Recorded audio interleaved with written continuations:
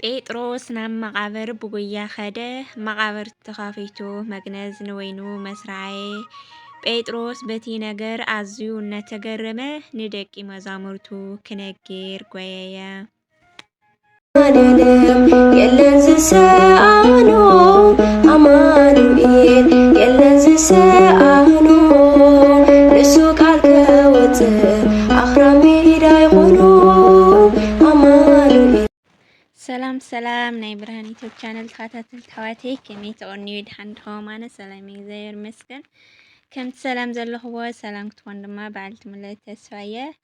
እሽኒ ነዛ ቻነል ሓድሽቲ ንዝኾንኩም ሰብስክራይብ እናገበርኩም ቤተሰብ ይኩን ኢኹም። ቤተሰብ ንዝኾንኩም ድማ ብላይክ ጀመሮ ኢኹም ኣሕዋተይ ናይ ሓፍትኩም ድማ ምትብባዕኹም ኣይፈልየኒ። እንኳዕ ድማ ዳግማይ ትንሳኤ ዓመታዊ ክብረ በዓል እንኳዕ ብሰላም በፅሐና ክብለኩም ይደሊ ኣሕዋተይ። ብሰነት ቆይ ነይረ ግን ሰሙን እዚ በዓል ትንሳኤ እናተባህለ ስለ ዝፅዋዕ ማለት እዩ። እንኳዕ በፅሐና ከመይ የለ በዓል ከመይ ሕሊፍኩምዎ ዓዲ ዓረብ ዘለኽን ከመይ ሕሊፍክን ዓዲ ዓመታትክን ሓደ ዓረባት እኳ ነፃነት ስለለህባኻ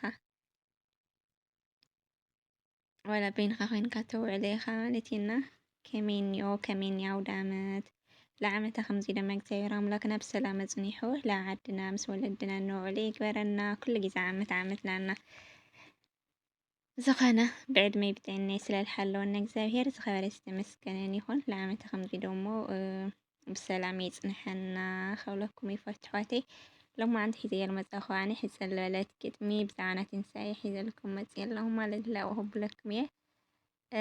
ሓቢርኩም ተኸታተሉ። ሰንበት ክርስቶስ ዝተንስአላ ፍጥረታት ምፍጣር ዝጀመረላ ፍጥረታት ፈጢሩ ዘዕረፈላ ጎይታ ንኽንጥነስ መልኣክ ዘበሰረላ ዕለተ ሰንበት ጎይታ ካብ መቃብር ዝተስአላ መቃብር ክፈትለይ ከይበለ መግነዝ ፍትሕለይ ከይበለ ጎይታ ብሓይሉ ተሲኡ ሰይጣን ፍጹም ተሳዒሩ በቃ በታ ቀዳመይቲ ዕለተ ሰንበት ንጎይታ ዝሰዓብኦ ቅዱሳን አንስት ሽቶ ቅብኢ ሒዘን ናብ መቃብር ከዳ እቲ መቃብር ተኸፊቱ ምስ ረኣያ ሰንቢደን ስጋ ጎይታ ናበይ ከይዱ ኢለን ሓዘና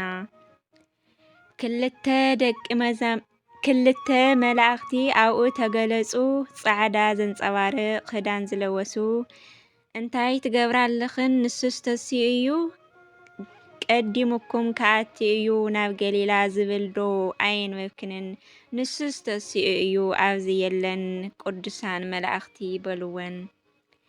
ነቲ ብስራት ዝሰምዓ ቅዱሳን አንስቲ ብጉያ ኸዳ ናብ ደቂ መዛሙርቲ እቲ ዝኾነ ነገር ንሃዋርያት ነገሮኦም ክርስቶስ ጎይታ ተንሲኡ ምስ በልኦም ጴጥሮስ ናብ መቃብር ብጉያ ኸደ መቃብር ተኸፊቱ መግነዝ ንወይኑ ምስ ረኣየ ጴጥሮስ በቲ ነገር ኣዝዩ እናተገረመ ንደቂ መዛሙርቱ ክነግር ጐየየ።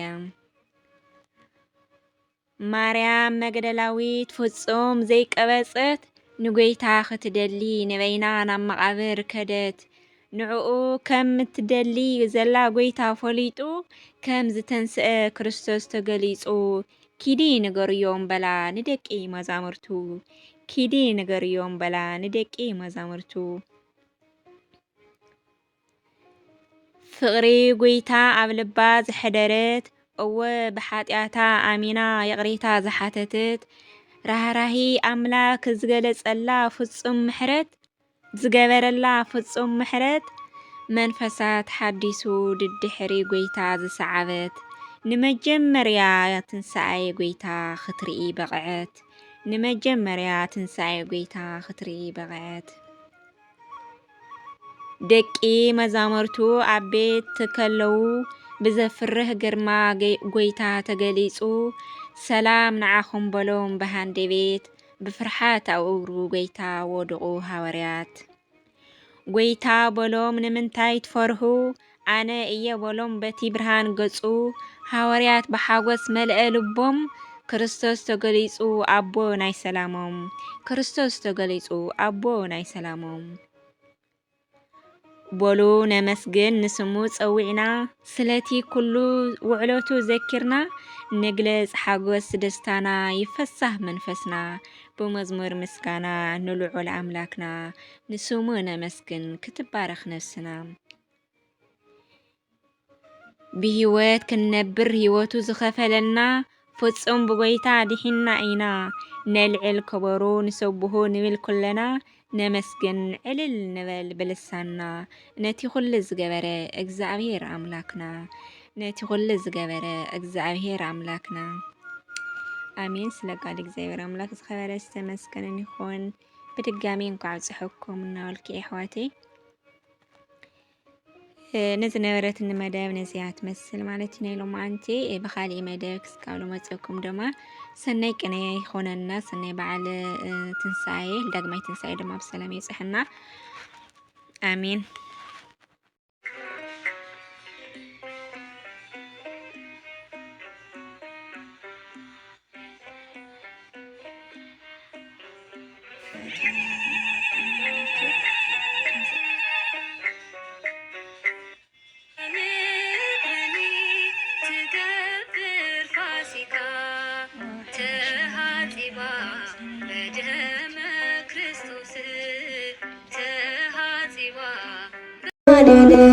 የለን ዝሰአኖ አማኑኤል የለን ዝሰአ